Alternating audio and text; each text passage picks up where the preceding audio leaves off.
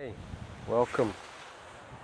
Today I'm going to offer a reflection about you can't fix other people. Essentially a reflection about others, when we want to change others, when we want to control others. Why this essentially leads to suffering and unhappiness. So, enjoy. Okay. It's a bit of a windier day here in the garden, and I thought I'd come out today and for my weekly reflection just share a little about when we want to fix others. So I'm going to talk about a few different aspects here.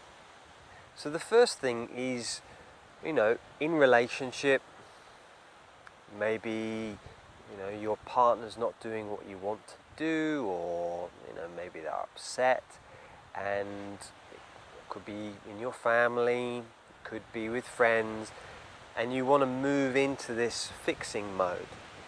So the first thing which really comes to me is this thing about rescuing.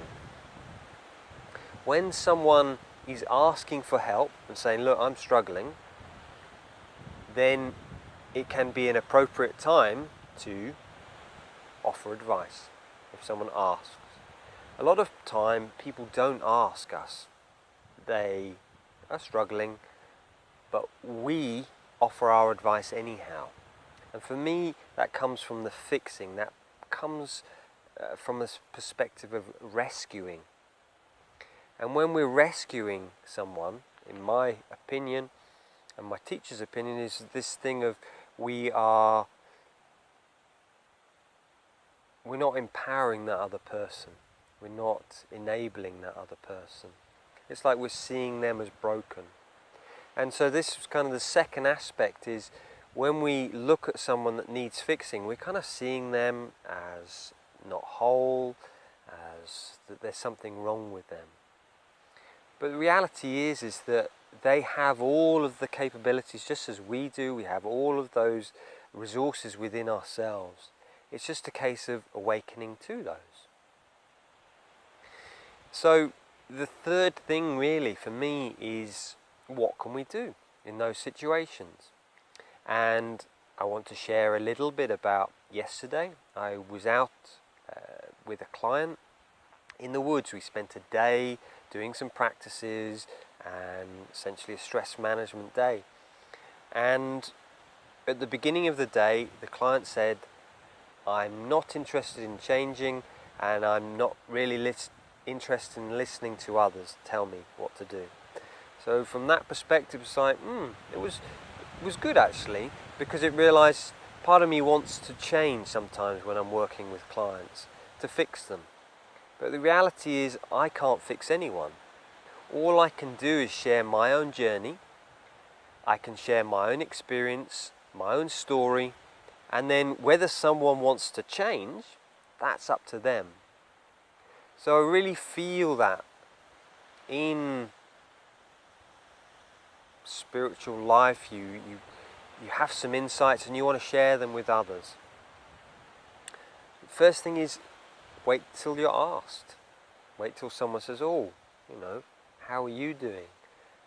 And then from that perspective, rather than saying you should do this, say, in this situation, this is what I do. So we're not trying to fix, we're not trying to say they're broken.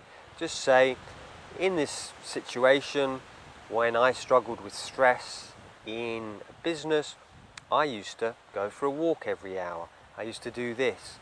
And by doing that, we're empowering them. We're giving them that choice to take that advice or not. Whereas if you say, you need to do this, it can feel a bit like, whoa,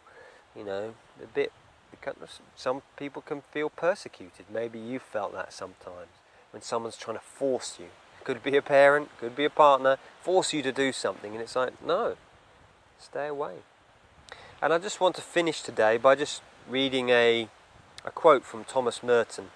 And it says, the beginning of love is to let those we have been... try again. The beginning of love is to let those we love be perfectly themselves and not twist them to fit our own image. The beginning of love is to let those we love be perfectly themselves and not twist them to fit our own image. Otherwise, we love only the reflection of ourselves we find in them. So, just a few reflections when you're wanting to fix others, So, I hope that helps.